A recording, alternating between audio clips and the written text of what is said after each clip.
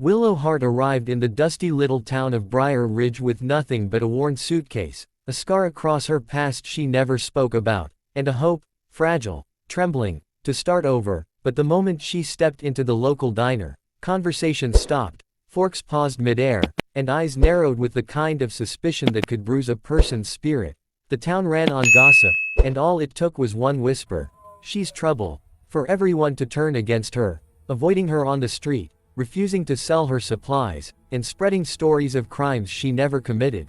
Yet Willow never fought back, only lowered her gaze and kept walking, trying desperately to stay invisible, unaware that someone was always watching her. Not with hatred like the others, but with a quiet, protective curiosity. Sheriff Cole Maddox, a man known for his stern jaw, steady hands, and unshakable sense of justice, he noticed the tremor in Willow's voice when someone insulted her at the general store. He saw the way she flinched when doors slammed, and he recognized the look in her eyes, the look of someone who had been hurt too deeply, too often, someone carrying stories heavy enough to break a heart. The more Cole watched her, the more his instincts whispered that Willow was not what the town thought she was, and when he found her one night sitting alone behind her small cabin, hugging her knees, her face streaked with silent tears she thought no one could hear, something inside him shifted, a fierce urge to shield her from every cruel word spoken about her. He approached gently, offering her his jacket without a word, and she froze. Not out of fear, but out of shock that someone, anyone, could show her kindness in a town that had rejected her. Over time, Cole found excuses to check on her, bringing firewood before winter, leaving groceries at her doorstep, fixing the broken latch on her gate. And Willow, though cautious, slowly warmed to his presence, discovering that beneath his stoic exterior was a heart so unexpectedly gentle it made her chest ache. Yet Briar Ridge didn't miss the sheriff's interest. And soon the whispers grew uglier, accusing her of manipulating him, seducing him, ruining the town's peace. And one afternoon Willow found the words, "Go home," carved onto her cabin door, her hands trembling as she touched the fresh cuts in the wood, her throat tightening with the old, familiar belief that she didn't belong anywhere. When Cole arrived and saw the message, something snapped inside him. He stormed into town, confronting the mayor, the shopkeepers, and everyone who had thrown a rumor in the air, warning them that harassment would lead to consequences. But the town pushed back, claiming Willow was dangerous, claiming she was hiding something, and when Cole demanded proof, they had none, only fear, only ignorance.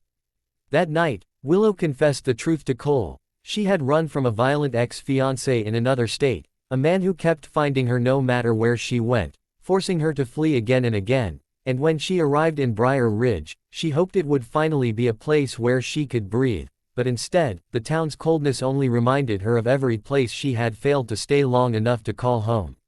Cole listened without interrupting, without questioning, and when she finally whispered, "Maybe they're right. Maybe people like me don't deserve a place," he took her trembling hands in his and said, voice steady and filled with fire, "You deserve more than this town could ever understand. You deserve safety. You deserve peace. And I'm not letting you run anymore."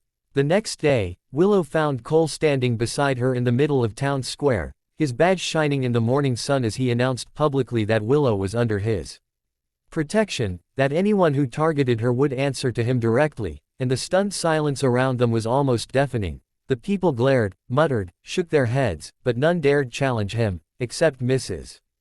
Turner, the diner owner, who spat at Willow's feet and sneered, "Why her, Sheriff? Why risk everything for someone like her?" And Cole answered, without hesitation, "Because someone like her is worth the risk." Those words traveled faster than wildfire. Some scoffed, some whispered, but a few began to soften, while Willow, who had spent years believing she was unwanted, felt her heart crack open in a way that both terrified and soothed her. Over the following weeks, Cole stayed by her side, teaching her how to shoot for her safety, helping her repair her roof, encouraging her to work at the library where Miss Harriet welcomed her with cautious kindness. And slowly, the town's hatred began to crack, revealing curiosity, then respect, and finally a quiet acceptance. But Willow knew deep inside that none of it, the safety, the warmth, the courage she had found, would have been possible without Cole. One evening, as the sun dipped behind the hills and fireflies filled the air, she stood with him on her porch and whispered, voice shaking, "Why did you choose me when no one else did?" And Cole stepped closer, brushed a strand of hair behind her ear, and replied softly, because you were never what they said you were. And because from the moment I saw you, I loved you in a way I couldn't explain. Tears filled Willow's eyes, not from pain, but from finally being seen, finally being valued, and for the first time since she arrived in Briar Ridge, she smiled, a real, trembling smile, and Cole smiled back as if that single expression made every fight worth it. She had been hated by the town, judged by strangers, haunted by her past, but she was loved by their sheriff, fiercely, quietly, completely, and in that love, she finally found something she had never had before: home.